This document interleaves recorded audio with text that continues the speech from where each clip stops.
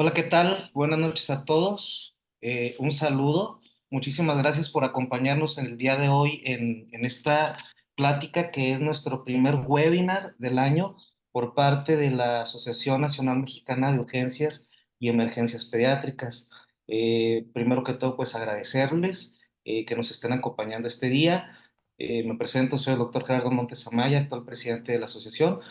Y el día de hoy es muy grato para mí presentarles a nuestro ponente, que es el vicepresidente de la asociación, el doctor Eulogio Muñoz Miranda. Él es médico pediatra, egresado de la UJED como médico general y de la UASH como médico pediatra. Actualmente trabaja en el Hospital General de Camargo, en el Hospital Regional de Jiménez. Es miembro del grupo de trabajo de ecografía de nuestra asociación, que es el POCUS PET-NEO.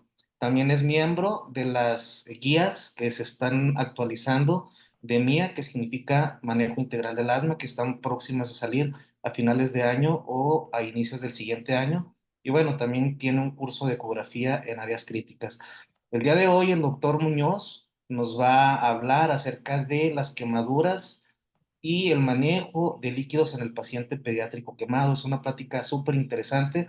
Cabe resaltar que la asociación tiene actualmente un acuerdo de colaboración con la Asociación Mexicana de Quemaduras y que además estamos también en vías de actualizar los protocolos de atención en urgencias entre ambas asociaciones y por ahí también algunos cursos.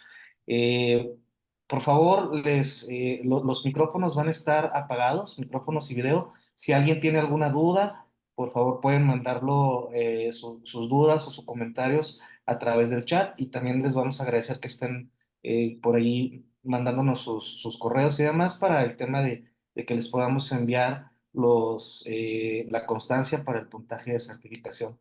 También les hago la aclaración de que el puntaje de certificación se va a enviar a fin de año con el total de los webinars. Estos webinars el día de hoy es completamente gratuito. Los siguientes, pues para todos nuestros socios serán gratuitos y para los que no sean socios tendrán algún costo, es meramente simbólico, pero es por cuestiones de también pues para que se vea que nuestros socios tienen pues esta oportunidad de tener sus webinars gratuitos. Sin más, le vamos a ceder el micrófono y el video al doctor Muñoz. Doctor, muchísimas gracias por acompañarnos el día de hoy. Hola, buenas noches. Al contrario, gracias a ustedes por la oportunidad que me dan de poder participar y poder estar aquí nuevamente con ustedes. La plática que el día de hoy pues es el manejo de líquidos en el paciente pediátrico quemado. No sé si me escuchen bien y si se vea la presentación. ¿Te escuchas? Si te ves bien, si se aprecia se ve bien la presentación también. Perfecto, entonces damos inicio.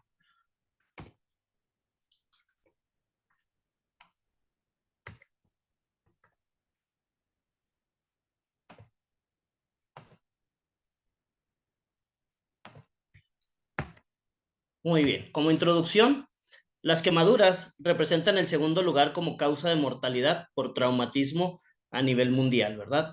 El primer lugar de mortalidad por traumatismo tenemos lo que es el traumatismo craneoencefálico y en segundo lugar tenemos a las quemaduras. Esta incrementa la mortalidad en los extremos de la vida y en relación a la causa. ¿Qué quiere decir esto? Que va a ser más alta la mortalidad en los pacientes menores como en las edades ya muy adultas, ¿no? Y también va a depender mucho de la causa, no es lo mismo una quemadura por escaldadura que una quemadura eléctrica. Depende mucho también de el manejo que se le da al paciente y esto tiene un alto costo tanto en el tratamiento como en la rehabilitación del paciente. Como definición, ¿qué es una quemadura? Pues es una lesión ocasionada por un cambio brusco de temperatura, ya sea por frío o por calor, o incluso por alguna reacción química, provocando lo que es destrucción del tejido, principalmente lo que es piel, el tejido subyacente, y con daños a nivel funcional, a nivel estético, a nivel psicológico e inclusive la vida. Aunque realmente ya afortunadamente son pocos los pacientes que llegan a fallecer por las causas de las quemaduras, sí tenemos todavía una mortalidad, todavía sigue siendo importante y por eso es importante dar un manejo adecuado al paciente cuando llega al servicio de urgencias. ¿Cuáles son los agentes causales? Pues el 85% está causado por escaldadura. Existe también lo que es el fuego directo, la flama directa, las quemaduras por electricidad, químicas, por radiaciones. Tenemos también el frío, los humos o los vapores a altas temperaturas. Y pues ahorita afortunadamente pues ya pasamos la temporada invernal, que era cuando teníamos los calentones, que era cuando se calentaba la casa con leña y cosas así por el estilo, y era la temporada en donde desafortunadamente se presentaban más pacientes quemados, ¿no? Sin embargo, pues esto no quiere decir que disminuya, ¿no? Sigue habiendo gran cantidad de pacientes quemados, por eso es importante la prevención y el manejo adecuado del paciente en el servicio de urgencias. Tratamiento que tenemos que dar. El tratamiento agudo son las primeras 48 horas. ¿En qué se basa esto? Bueno, hay cambios fisiopatológicos graves, hay mayor fuga de líquidos al espacio extravascular y las lesiones van a ocasionar isquemia y van a ocasionar hipoperfusión. Y todo esto pues nos va a llevar al paciente a presentar lesiones importantes que pueden repercutir en algunos otros órganos y pueden complicar más al paciente. Existen factores incidentales. Los dividimos en dos, factores intrínsecos y factores extrínsecos. Los intrínsecos, pues va a depender mucho de la edad del paciente. Va a depender mucho de las condiciones nutricionales. No es lo mismo tratar a un paciente que está bien nutrido que a un paciente que está con desnutrición. Depende mucho de las condiciones sanitarias también del lugar en el que se encuentra el paciente y de los factores extrínsecos. Depende mucho el tiempo de atención. Lo recomendado es atenderlo antes de las primeras 8 horas de la quemadura y depende también mucho de los recursos hospitalarios que se tengan, porque en base a esto también va a ser el pronóstico que tenga nuestro paciente. ¿Qué pacientes se tienen que hospitalizar? Aquellos pacientes que tengan quemaduras de segundo grado, más del 10%, y aquellos pacientes que tengan quemaduras de tercer grado, más del 5%.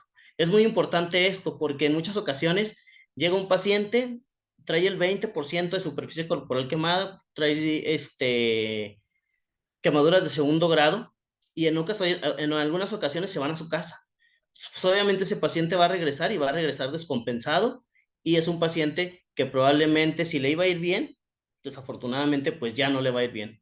Entonces por eso es importante saber qué pacientes tenemos que hospitalizar. Aquellas personas que también tengan quemaduras en zonas especiales como es la cara, genitales, cuello, aquellas personas que tengan quemaduras eléctricas y quemaduras químicas. ¿Por qué es importante el decir que un paciente que tenga una quemadura eléctrica se tiene que hospitalizar? En muchas ocasiones no vemos la lesión que está presentando el paciente de manera interna. Entonces, lo vemos, llegó por una quemadura eléctrica, no sabemos en realidad si ese paciente, qué tanto fue desplazado por la quemadura, por la electricidad. Hay personas que llegan y, por ejemplo, los avienta la electricidad 1 o 2 metros y llegan a tener lesiones incluso a nivel medular, que a lo mejor en ese momento no las podemos detectar, pero posteriormente se empiezan a presentar y es un paciente al que ya no le pudimos ofrecer nada. Quemaduras en pacientes que tienen alguna patología concomitante, como cuáles, aquellos pacientes oncológicos o aquellos pacientes que tienen alguna inmunosupresión. También es importante que ese paciente se tiene que hospitalizar. ¿Qué es lo que tenemos que hacer cuando nos llega un paciente a la sala de urgencias? Lo primero que tenemos que hacer es evaluar al paciente. Existe un triángulo que se maneja de esta forma. Evaluamos, identificamos la lesión que está presentando y en ese momento intervenimos. Esto es algo que es completamente dinámico. No quiere decir que ya lo hicimos en una ocasión, ya dejamos el tratamiento y nos desentendemos del paciente. Claro que no, el paciente hay que estarlo evaluando cada hora. Cada hora se tiene que estar evaluando al paciente, se tiene que estar identificando si presenta o no algún problema, alguna otra lesión, algún otro daño, algún otro órgano, y en ese momento tenemos que intervenir. Recordamos, nosotros tenemos nuestra evaluación general con el triángulo de evaluación primaria. Tenemos que estar revisando lo que es la apariencia del paciente, la respiración y la circulación. Si el paciente presenta alguno de estos lados alterado, pues entonces tenemos que dar manejo y en base a Lo que tenga alterado, pues va a ser el tiempo que vamos a utilizar para poder dar un tratamiento adecuado a nuestro paciente.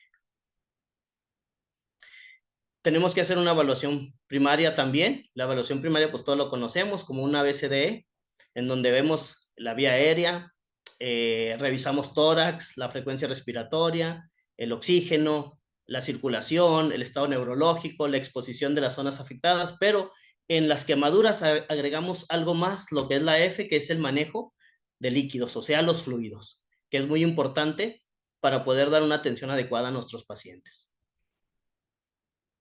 ¿Qué es lo que tenemos que hacer? Pues en la vía respiratoria tenemos que auscultar el tórax, tenemos que ver la frecuencia y la profundidad de las respiraciones, tenemos que administrar oxígeno a flujos altos. En muchas ocasiones dejamos desapercibido esto y el paciente en muchas ocasiones tiene quemadura de la vía aérea y tiene edema. Entonces necesitamos administrarle oxígeno a flujos altos para evitar tener hipoxia en ese paciente, ¿no? Es importante que estemos vigilando también lo que es la dinámica respiratoria para ver si ese paciente se nos está complicando o no se está complicando. Existen sistemas de monitorización de oxígeno, todos los conocemos, ¿verdad? En todos los hospitales pues hay monitores, se conecta nada más el oxímetro y estamos viendo la oxigenación, estamos midiendo la saturación, la frecuencia respiratoria y como les decía, tenemos que hacer una valoración continua y tenemos que estarlo haciendo de forma horaria con nuestro paciente. Existen signos de intubación temprana que me van a decir que ese paciente se me va a descompensar ventilatoriamente y tengo que actuar de manera rápida, ¿no? ¿A qué pacientes estamos obligados a intubar? Aquellos pacientes que tienen insuficiencia respiratoria, aquellas personas que tienen shock y el shock es persistente a pesar del manejo de líquidos que le estamos dando, y aquellos pacientes que tengan depresión del sensorio, aquellos pacientes que tengan alteraciones del estado neurológico, independientemente de lo tenemos, sabemos que ese paciente se tiene que intubar. Existen también los criterios para intubación electiva anticipada, ¿verdad? ¿Qué pacientes vamos a decidir que tenemos que intubarlo, pero podemos darle un poquito de tiempo? Aquí el paciente que tiene estridor o disfonía en las primeras 8 horas tras la quemadura, pacientes que tienen quemaduras de cara, de cuello, por fuego y que están presentando edema progresivo significativo de lo que es la vía aérea. ¿Qué es importante hacer? Lo que siempre hacemos, tenemos que vigilar los signos vitales de nuestro paciente. Es importante que en cuanto llegue un paciente quemado, establezcamos 2 vías periféricas. Inicialmente tenemos que darle un manejo de líquidos alto, por lo tanto necesitamos 2 vías periféricas. Tenemos que evaluar el estado circulatorio de las extremidades en aquellos pacientes que tienen quemadura circunferencial para tratar de evitar canalizarlo en esa área porque ese paciente puede llegar a tener datos de compromiso comportamental. Y algo muy importante que tenemos que evaluar en nuestros pacientes, pues es la uresis. Tenemos que estar checando el gasto urinario constante, tenemos que estar checando porque eso nos va a marcar la pauta para saber si estamos dando un manejo adecuado o no de los líquidos en nuestro paciente. Como les dije, es importante que tengamos 2 catéteres periféricos. Sin embargo, es importante poder colocar un catéter central de manera inmediata, porque en muchas ocasiones esos pacientes no sabemos cuánto tiempo vayan a durar hospitalizados. En ocasiones se quedan hasta 1 o 2 semanas y van a necesitar una vía central. Y entre más pronto se la pongamos a nuestro paciente para el manejo de líquidos va a ser mucho mejor. De preferencia se debe de canalizar en una zona no quemada. Sin embargo, existe una primicia y la primicia dice que en quemaduras extensas la presencia de piel lesionada no va a contraindicar la canalización. O sea que podemos canalizar a nuestro paciente aún en cuando haya una piel que esté lesionada en aquellos pacientes que son grandes quemados, ¿no? En lo que se puede colocar un catéter central.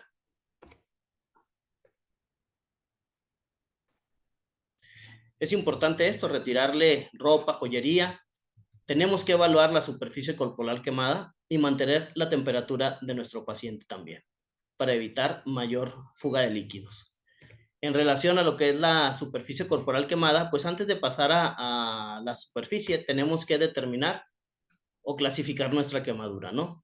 Según la clasificación de Converse y Rob Smith desde el 42, tenemos las quemaduras de primer grado, segundo grado superficial y profunda, y tercer grado. Primer grado, pues solamente la epidermis que está dañada. El segundo grado ya tenemos dermis y epidermis, y tenemos tejido celular subcutáneo. En el tercer grado ya abarca incluso músculo y puede llegar incluso hasta hueso. Algunas clasificaciones la manejan hasta un cuarto grado, pero realmente pues entre el tercer y cuarto grado ya no hay tanta diferencia. Primer grado. Aquellas quemaduras de primer grado generalmente son quemaduras solares. Es dolorosa, la recuperación es en 7 días. ¿Qué es lo que tenemos que hacer con estos pacientes? Nada más hidratarlo, darle analgésico, quitarle la exposición continua, porque la exposición continua sí puede dejar lesiones permanentes en la piel y evitarle lo que es la recurrencia. Quemaduras de segundo grado, generalmente son lesiones húmedas, dolorosas, presentan ampollas o flictenas, la recuperación aproximadamente es en unas 2 semanas, requieren, como les dije, de manejo hospitalario y es importante la debridación del tejido necrótico. Las quemaduras de tercer grado, pues bueno, aquí incluso aunque haya una superficie corporal menor, se tiene que hospitalizar el paciente. En muchas ocasiones ya no tienen dolor porque ya se quemaron las terminales nerviosas, las lesiones ya se ven como carbón, y se involucran lesiones más serias y ya hay compromiso hemodinámico, incluso ya hay daño en algunas ocasiones a órganos como riñón. Existe una clasificación también que se creó en el 91, la clasificación de Benaim, que nos habla de las otras quemaduras, ¿verdad? Nos habla de las quemaduras superficiales o tipo A, que se denominan quemaduras de primer grado, quemaduras intermedias o tipo AB, denominadas quemaduras de segundo grado, que pueden ser superficiales y profundas, como se las comenté en la clasificación anterior, y las quemaduras profundas o tipo B, que son las de tercer grado. ¿Por qué es importante esto? Un poquito más adelante lo vamos a ver. Para evaluar la superficie corporal quemada tenemos varias modalidades. Entre ellas está, y una de las más conocidas, pues es la regla de los 9, ¿no? En donde le damos cierto porcentaje a cada área del cuerpo y vamos sumando y sacamos el porcentaje de la superficie corporal quemada. Sin embargo, en el paciente pediátrico, nosotros para poder tomar la extensión utilizamos lo de la superficie palmar. Aquí, hablando de la superficie palmar, nos da el 1% la palma completa del niño, pero debe de incluir lo que son tanto la mano como los dedos. No nada más es la manita quitando los dedos, sino es completa, y en base a eso podemos hacer una mejor valoración de la superficie corporal quemada. Sin embargo, también ya tenemos nosotros tablas que nos facilitan el manejo del paciente, ¿verdad? Según la edad del paciente, tenemos la escala de la Ondy-Browder en el paciente menor de un año, paciente de 1 año, de 5 años, de 10 años y de 15 años, ¿no? Entonces, tenemos el esquema, pero también tenemos la tabla. Y es muy fácil tener esta tabla pegada en el servicio de urgencias, llega el paciente, ¿cuántos años tiene? Tiene tantos años, ¿qué parte está quemada? No, pues tiene la cara, tiene la cabeza, tiene el cuello, tiene el antebrazo, tiene la mano, tiene el muslo. Hacemos una sumatoria y ya nos saca la superficie corporal quemada. Y es mucho más rápida para poder dar un manejo más pronto a nuestro paciente. Lo que comentábamos ahorita, la clasificación de Benaim nos va a hablar de la gravedad. Aquellas quemaduras, porque el paciente puede tener quemaduras tanto superficiales, intermedias y profundas. Y en base a eso nosotros vamos a sacar una puntuación, y dependiendo de la puntuación los vamos a clasificar en grados. Grado 1 o leves, las superficiales menos del 15%, las intermedias menos del 5% y las profundas menos del 1%. Grado 2 o moderados, superficiales A, 15 a 30%, intermedias 15 a 20% y profundas de 1 a 10%. Grupo 3 o graves, superficiales 30 a 60%, 20 a 40% en las intermedias y 10 a 25% en las profundas. Grupo 4, pacientes críticos, mayor del 60% en las superficiales, intermedias 40-90% y profundas 25-80%. Y las letales, en donde realmente pues estos pacientes ya no podemos ofrecerles nada, son intermedias arriba del 90% y las profundas arriba del 80%. En base a esto nosotros ya sacamos una gravedad y tenemos que hacer también el cálculo de Artiga modificado por Garcés para poder saber qué tanto es la puntuación que le vamos a dar a nuestro paciente, y en base a ese puntaje sabemos también qué pronóstico va a tener este paciente. Aquí, por ejemplo, tenemos, ¿no? Según el índice de gravedad de Garcés, leve de 0 a 40 puntos, moderado de 41 a 70 puntos, grave de 71 a 100 puntos, crítico de 101 a 150 puntos y fatales arriba de 150 puntos. Entonces, en base a esto ya sabemos qué pronóstico va a tener también nuestro paciente. Como les decía, es importante la monitorización de nuestro paciente. Tenemos que estar revisando el estado mental, ver que no haya deterioro del estado neurológico, y es muy importante el gasto urinario. Por eso es importante que con cuanto llegue el paciente, aparte de la colocación de las vías periféricas, es importante la colocación de una sonda urinaria, porque es la que nos va a estar marcando la pauta del manejo de líquidos. Es importante también la medición de la TEA, pero esto tiene algunas situaciones que no son tan fácilmente valorables en el paciente. Es dudosa en las extremidades quemadas. Si el paciente trae las dos extremidades quemadas, va a ser muy difícil poder medir bien la TA. La señal auditiva va a disminuir conforme aumenta el edema, y si queremos colocar una línea arterial también va a ser imprecisa porque va a haber vasoconstricción. Pacientes que presentan quemaduras eléctricas o que presentan hematuria. En estos pacientes, normalmente el paciente pediátrico tiene que tener un flujo de orina de 1 mililitro por kilo por hora. Sin embargo, en el paciente hematúrico es importante incrementar los líquidos hasta alcanzar un gasto urinario de 1 a 1.5 mililitros por kilo por hora, y lo tenemos que mantener alto hasta que logremos aclarar la orina. Oliguria, cuando el paciente no está orinando de manera adecuada, nos está hablando de que tenemos una restitución de líquidos insuficiente. En estado de choque se va a atender conforme a los requerimientos, y si el paciente necesita aminas, se le tienen que colocar aminas también.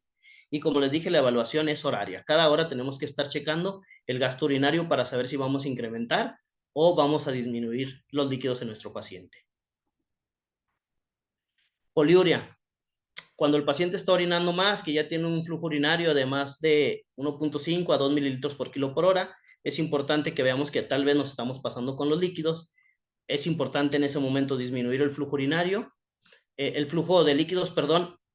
El hecho de que el paciente esté edematizado no quiere decir que su volemia intravascular esté adecuada. Una cosa es que el paciente se pueda edematizar y otra cosa es que tenga una volemia adecuada. Entonces es importante nosotros estar checando la uresis para poder determinar que aunque ese paciente está edematizado y si no tiene un flujo urinario adecuado, le están faltando líquidos. Y es importante también vigilar los datos de sobrecarga hídrica. ¿Dónde los vamos a ver? Generalmente los vamos a ver a nivel pulmonar. Laboratorios. ¿Qué pacientes van a necesitar exámenes de laboratorio? Pacientes que tengan el 15% de superficie corporal quemada o más.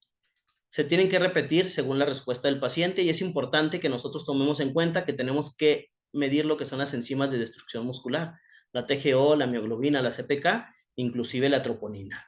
Entonces, estos exámenes de laboratorio no pueden faltar en nuestro paciente quemado. Criterios de traslado. ¿Cuáles son los criterios para poder trasladar a nuestro paciente a una unidad en donde se le dé una mejor atención? Aquellos pacientes que tengan quemaduras de segundo grado en más del 10% de superficie corporal. Aquellos pacientes que tengan quemaduras en zonas especiales, pacientes que tengan quemaduras de tercer grado y pacientes con quemaduras eléctricas, porque estos pacientes generalmente van a necesitar una unidad de terapia intensiva para el manejo adecuado del paciente. Aquellos pacientes que tengan quemaduras químicas, quemaduras por inhalación, porque seguramente es un paciente que se va a tener que intubar, y si no tenemos una terapia intensiva en nuestra unidad, tenemos que trasladarlo. Aquella persona, paciente que tenga enfermedades preexistentes, como lo son los pacientes oncológicos o inmunocomprometidos, y quemaduras pediátricas en un hospital sin personal capacitado. Eso es muy importante. Si yo no tengo o no sé cómo manejar realmente un paciente quemado, lo tengo que referir.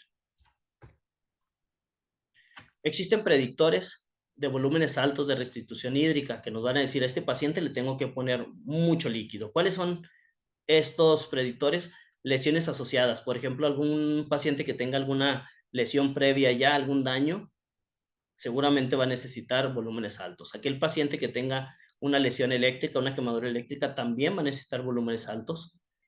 Aquellos pacientes que tengan lesiones por inhalación y obviamente pues los pacientes que tengan restitución retardada. ¿Qué quiere decir esto? Aquel que se tardó más tiempo en llegar al servicio de urgencias, seguramente está teniendo fuga de líquido y necesito recuperarlo y necesito ponerle mucho más líquido. Deshidratación previa, aquellos pacientes que han tenido alguna situación de deshidratación, alguna gastroenteritis, vómitos o alguna situación que les condicione pérdida previa de volumen, también van a necesitar volúmenes altos. Aquellos pacientes que tengan dependencia a drogas o alcohol, también van a necesitar líquidos altos, y aquellos pacientes que tengan quemaduras muy profundas, aquellos que tienen quemaduras de tercero, incluso de cuarto grado, como les comentaba hace rato. Ahora sí, vamos a lo que nos atañe en el servicio de urgencias, la fluidoterapia. La fluidoterapia es el manejo de líquidos, pero ¿todos los pacientes van a necesitar la restitución hídrica? No todos. Es conveniente si la superficie corporal quemada es mayor al 10%, sobre todo en aquellos pacientes menores de 2 años. Es obligada si tenemos un 15% de superficie corporal quemada y a cualquier edad, sea paciente pediátrico o paciente adulto. Ahora, ¿cómo vamos a restituir ese líquido? Existen varias fórmulas que utilizamos. Las más conocidas pues son la de Parkland y la de Galveston. Ahorita vamos a ver estas fórmulas. En la fórmula de Galveston nos dice que el primer día son 2.000 mililitros por metro cuadrado de superficie corporal total, más 5.000 mililitros por metro cuadrado de superficie corporal quemada. El total se pasa en las primeras, la mitad, en las primeras 8 horas. Se puede utilizar Ringer lactato, solución fisiológica, y la otra mitad en las 16 horas restantes. Se tiene que considerar la hora cero desde el momento en que se produjo la quemadura, para que si el paciente llega con 5 horas de retraso, tenemos que saber que en esas 3 horas que nos queda tenemos que restituir la mitad del volumen. El segundo día son 1.500 mililitros por metro cuadrado, más 3.700 mililitros por metro cuadrado de superficie corporal quemada. Y la fórmula de Parkland nos dice de 3 a 4 mililitros por kilo por superficie corporal quemada, y es igual, el total, la mitad se va a pasar en 8 horas y la otra mitad en 16 horas.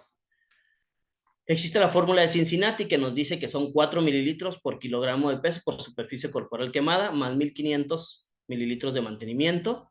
Las primeras 24 horas se utiliza Ringer lactato con 50 equivalentes de bicarbonato de sodio. Y en este año se dio a conocer la fórmula nueva que nos da la American Burn Association, en donde nos dice, si el paciente tiene mayor a 13 años, se utilizan 2 mililitros de Ringer lactato por kilogramo por superficie corporal quemada, y esto nos da los mililitros a pasar en 24 horas. Y en aquellos pacientes menores de 13 años se utilizan 3 mililitros de Ringer lactato por kilogramo por porcentaje de superficie corporal quemada, e igual nos da los mililitros en 24 horas para pasarle a nuestro paciente. Y pues ya nos dice cuántos mililitros les vamos a pasar por hora. Es como que un poquito más específica. Y nos habla también de los requerimientos de glucosa, que antes no hacíamos. Queríamos nada más utilizar la solución fisiológica o el Ringer lactato, pero ahora nos dice que tenemos que dar un requerimiento de glucosa al 5% de estos pacientes. Los primeros 10 kilogramos son 4 mililitros por kilo, los segundos 10 kilogramos 2 mililitros por kilo, y los terceros 1 mililitro por kilo. Entonces, esta es la nueva fórmula que nos da la American Burn Association. ¿Cuáles son las metas de reanimación? Pues bueno, ya lo sabemos, ¿no? Poder lograr los flujos urinarios adecuados. Como les decía ahorita, pues las más comunes que utilizamos son la de Parkland y la de Galveston. Y aquí tengo un ejemplo. Tenemos un masculino de 4 años, presentó quemadura por escaldadura. Al hacer el conteo tiene una superficie corporal quemada del 15.3%, pesa 16 kilogramos. Y pues como siempre, ¿verdad? Va a haber frases que nunca van a pasar a la historia, como esta. ¿Qué hubiéramos hecho en ese paciente? Bueno, aquí le pongo dos caballeros del zodiaco, representando uno a Parkland y otro a Galveston. Los dos, pues en realidad, si se fijan, tienen el mismo nivel de poder. ¿Qué nos habla esto? Que tanto Parkland como Galveston pues, pueden manejarse de manera adecuada. Aquí, por ejemplo, tenemos por Parkland, la ventaja que tiene es que no necesitamos sacar la superficie corporal. Aquí nada más multiplicamos los 3 mililitros por el kilo de peso del paciente por el porcentaje de superficie corporal quemada y nos da 734 cc. Vamos a pasar 367 en 8 horas y 367 en 16 horas. Más aparte, el mantenimiento que serían 1300 cc en 24 horas y nos da un total de 2034. Si nos vamos con Galveston, aquí sí tenemos que sacar la superficie corporal del paciente.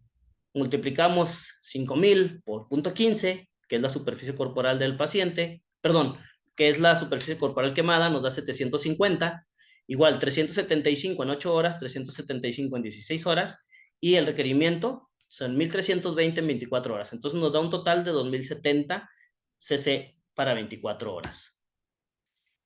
Si ustedes se fijan, no hay mucha diferencia, son pocos los mililitros. Incluso si yo me voy más alto con Parkland y en lugar de multiplicar por 3, multiplico 4, le doy 4 mililitros por kilo, nos va a dar 243 cc más, que serían 10 mililitros por kilo por hora para nuestro paciente. En realidad no es mucha la diferencia. Entonces, en base a esto, ¿cuál sería mi recomendación? Mi recomendación es que ustedes manejen la fórmula que ustedes más sepan manejar, la que más les convenga. Tenemos muchas fórmulas, todas son buenas. Todo va a depender del manejo inicial que le demos a nuestro paciente y de la monitorización que tengamos. Sin embargo, ahorita tenemos ya una gran ventaja. Tenemos el ecógrafo y ya la mayoría lo tenemos a la mano.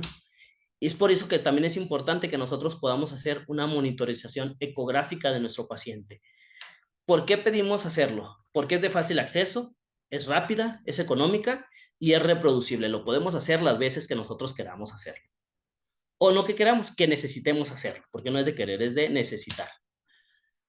Es inocuo, es de fácil aprendizaje, se necesitan de 6 a 12 horas de entrenamiento con 15 a 20 procedimientos supervisados para poderlo realizar y nos da una guía para poder disminuir y evitar las complicaciones del manejo de líquidos, nos ayuda a evitar la congestión venosa y nos ayuda para decidir en qué momento le voy a retirar yo la terapia de soporte en la unidad de cuidados intensivos quemados.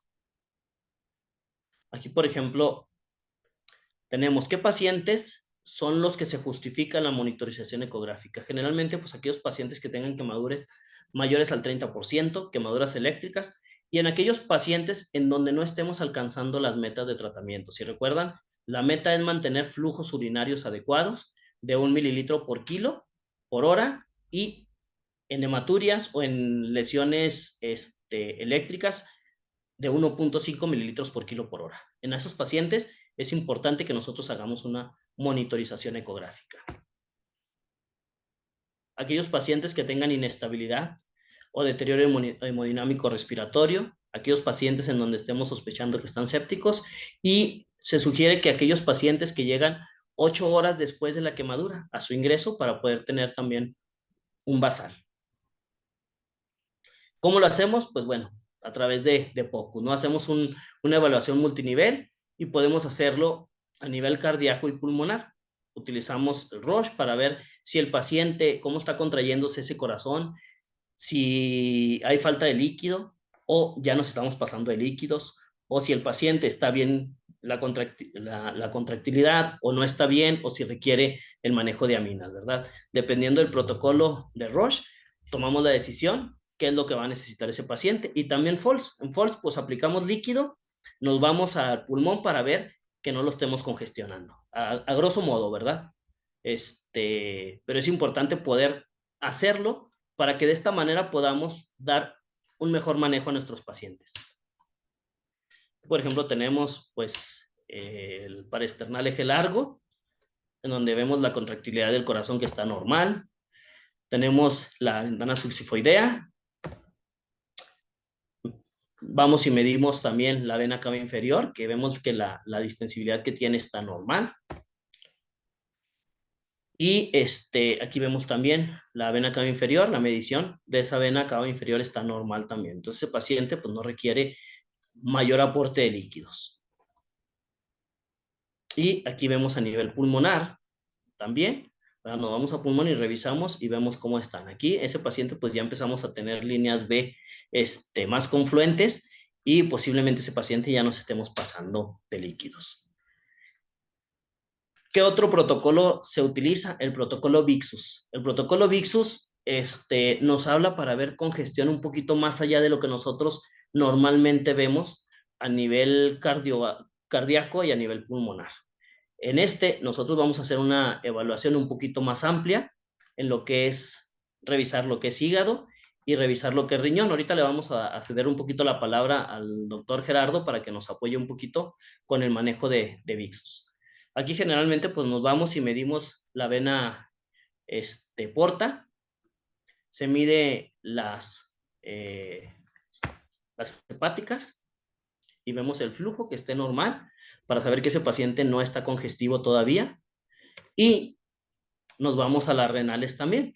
Y en las renales también igual medimos flujos y vemos que esos flujos pues no estén elevados, ¿no? En base a esto podemos decir que ese paciente está bien hidratado, que no necesita más líquidos y que la terapia que estamos dando ya no nada más la basamos en las fórmulas de Parkland, de Galveston, de Cincinnati o de la American Burn Association, sino que ya hacemos un manejo un poquito más completo al utilizar la ecografía. Con esto, pues, termino mi plática. Espero que haya sido de su agrado. Los invitamos y les recordamos nuevamente nuestro congreso que vamos a tener en la ciudad de León, Guanajuato, del 27 al 30 de noviembre.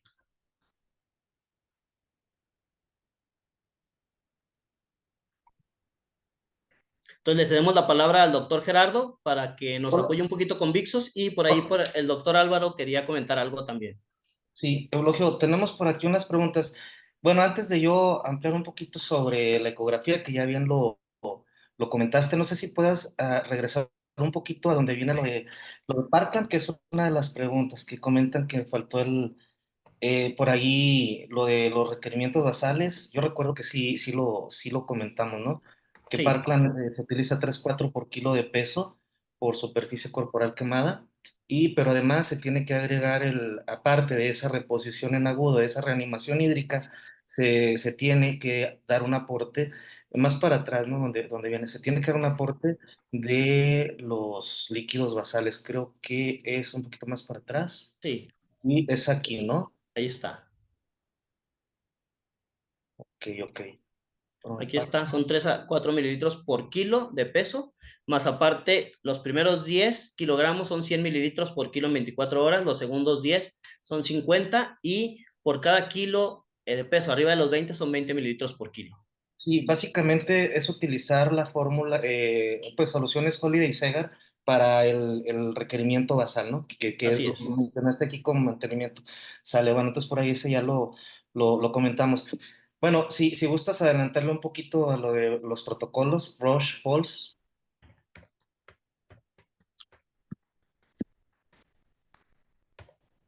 pues básicamente ya tú comentaste todo lo más importante. Hacer hincapié, un poquito antes, Eulogio, hacer hincapié en la diapositiva anterior que, por ejemplo, el protocolo Roche es el que utilizamos inicialmente para evaluar el choque inespecífico, que tiene aproximadamente un 90% de sensibilidad y un 99% de sensibilidad.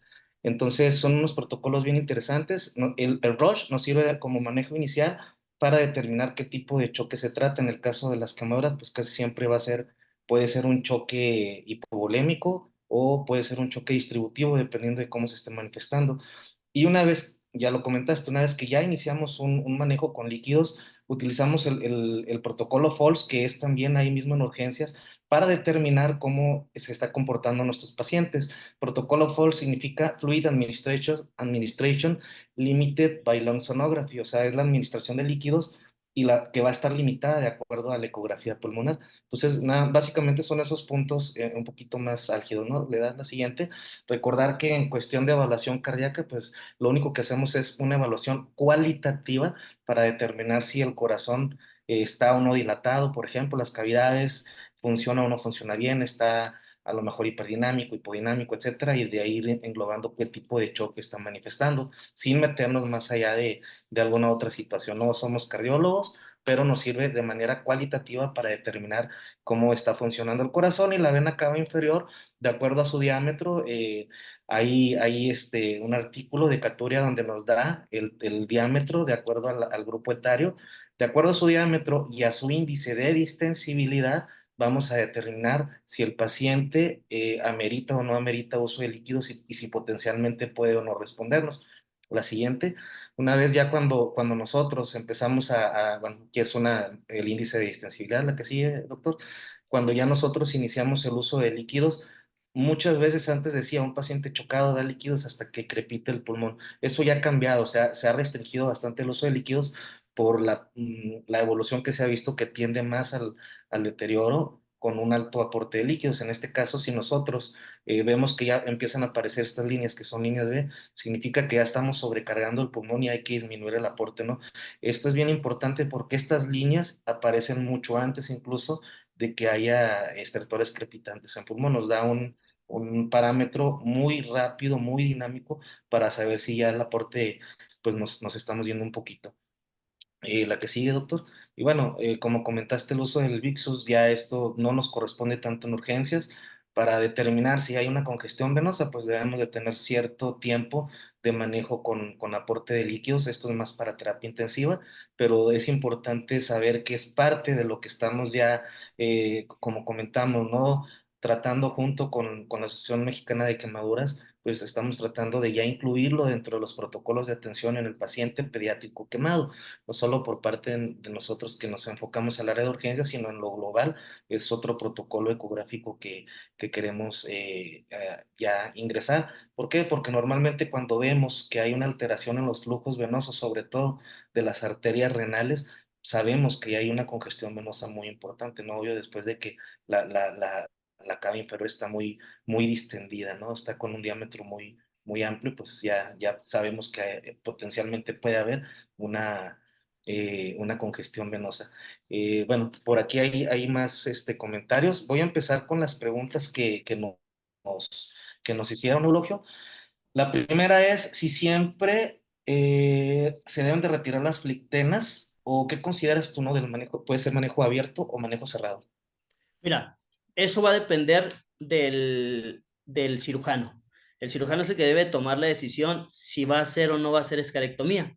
A nosotros nos corresponde dar el manejo de líquidos. Habitualmente, el cirujano decide en la mayoría de los pacientes si es retirar las flectenas, hacer la escalectomía, pero hay ocasiones en que cuando el paciente ya llega con cierto tiempo de la quemadura o no tienes, por ejemplo, quien te dé un manejo anestésico, se decide mejor dejarlas y se cubre con los apósitos que normalmente se utilizan, ¿verdad? Entonces, esto ya más bien depende del cirujano el manejo que él le vaya a dar a la herida. Bien, si es algo así como Parkland, Galveston, pues hay una corriente que dice que mejor no las abras porque hay más riesgo de infectarse, otros dicen que sí para que se recuperen más rápido, ambos hasta la fecha no hay nada que sensiblemente nos haga cambiar o que justifique más una opción de otra, entonces ambas son válidas siempre y cuando se esté siempre monitorizando al paciente, ¿no? Y Perfecto. dependiendo también de qué cantidad y qué porcentaje de quemaduras tiene, porque pues, si son a lo mejor un porcentaje pequeño, igual y no es tan necesario debridar, ¿no? Por eso ya de acuerdo a cada paciente.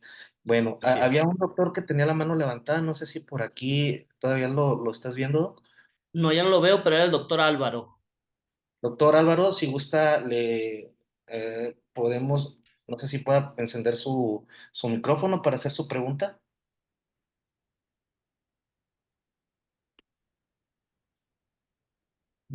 A ver, Álvaro, déjame lo busco acá. Alberto, Alejandro. No, no me aparece lo que. ¿no? No.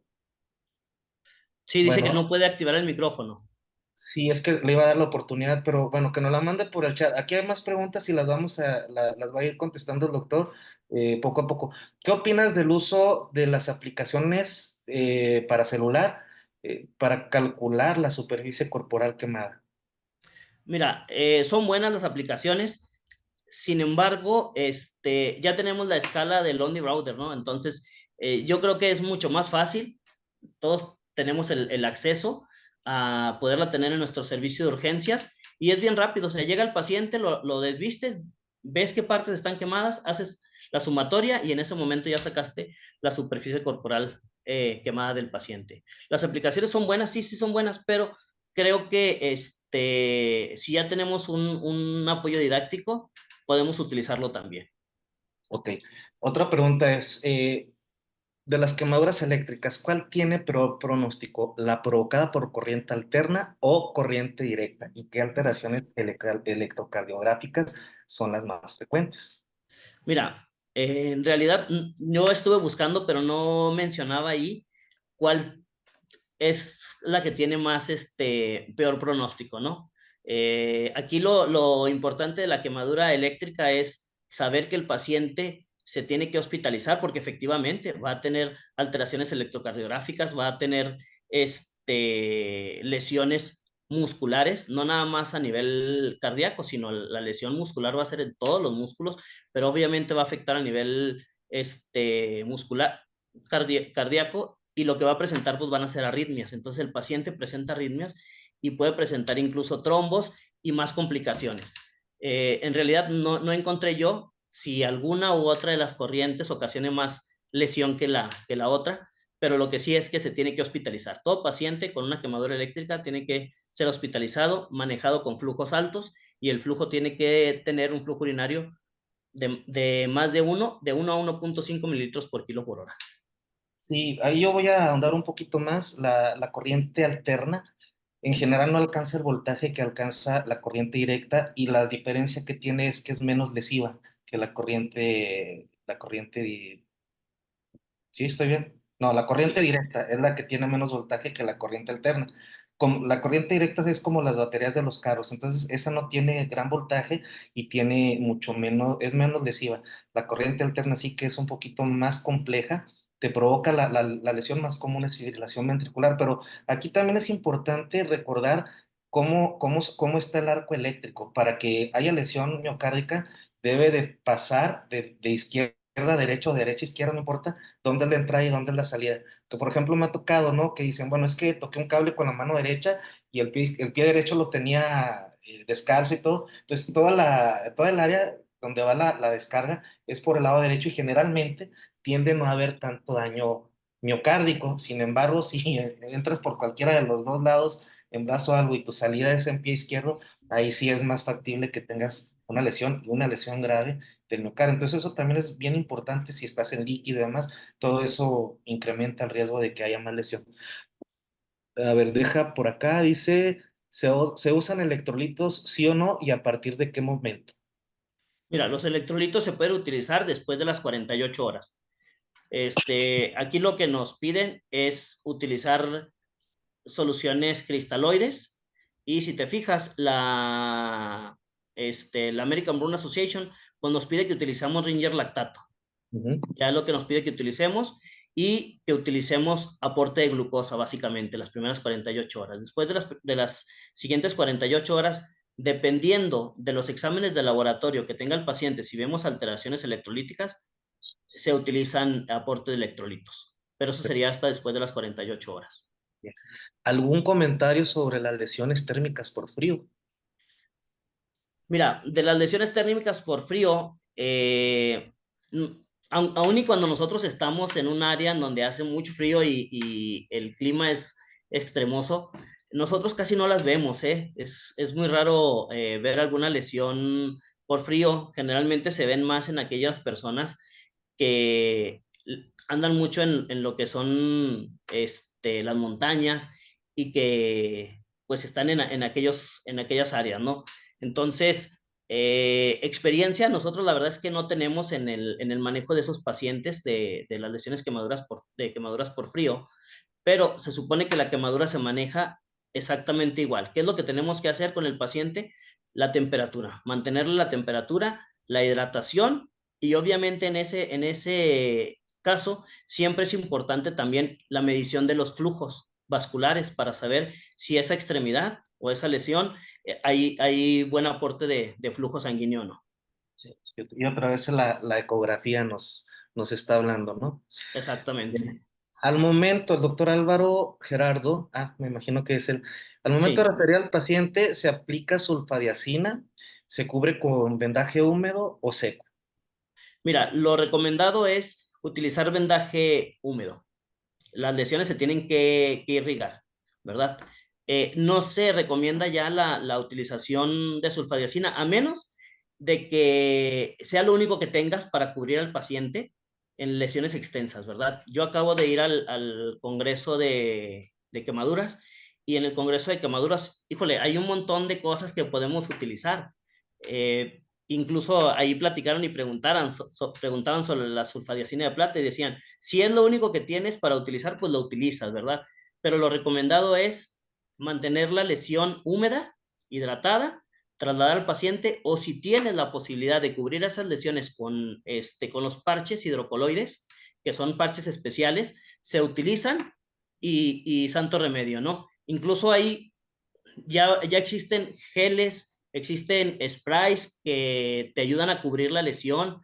Hay parches en donde tú le colocas al paciente en la quemadura y cuando lo quieres retirar, no tienes problema porque no le duele al momento de retiro, porque el material del que están hechos no permite que se adhiera por completo a la lesión y al momento de retirarla ya no les ocasiona dolor.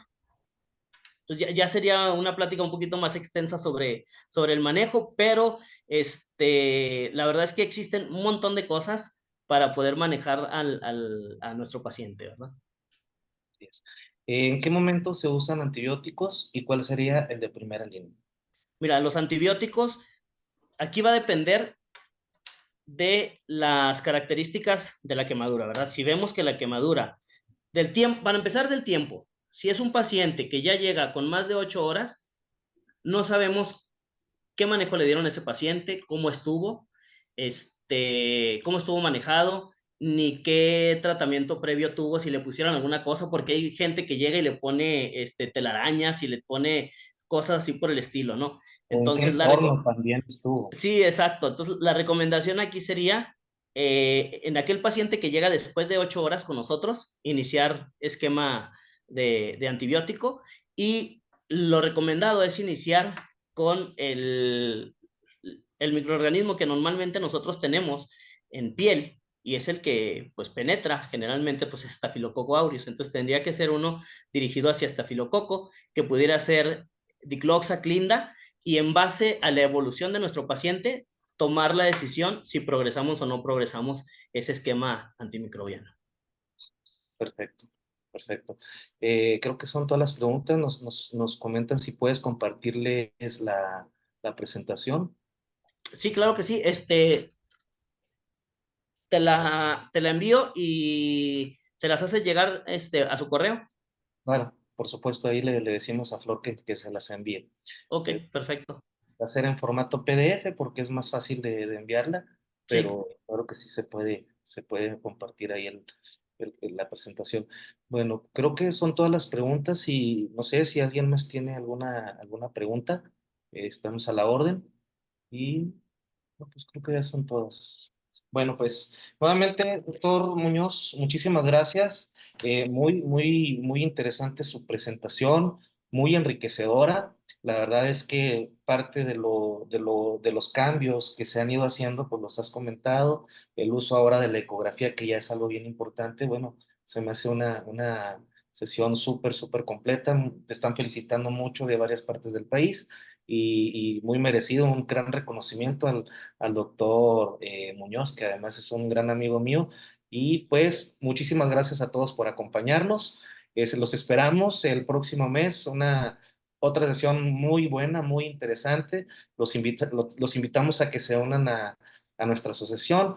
Parte de los beneficios que existen son estas sesiones que tenemos, estos webinars mensuales, componentes muy capacitados, muy actualizados y que a cada momento pues están bien dispuestos a compartirnos su tiempo, su conocimiento y su experiencia. Doctor Muñoz, muchísimas gracias. Al contrario, gracias a ustedes y pues aquí estamos para lo que se ofrezca. Allí les compartí también mi correo electrónico para cualquier pregunta que lleguen a tener, si le podemos resolver, con todo gusto. Gracias.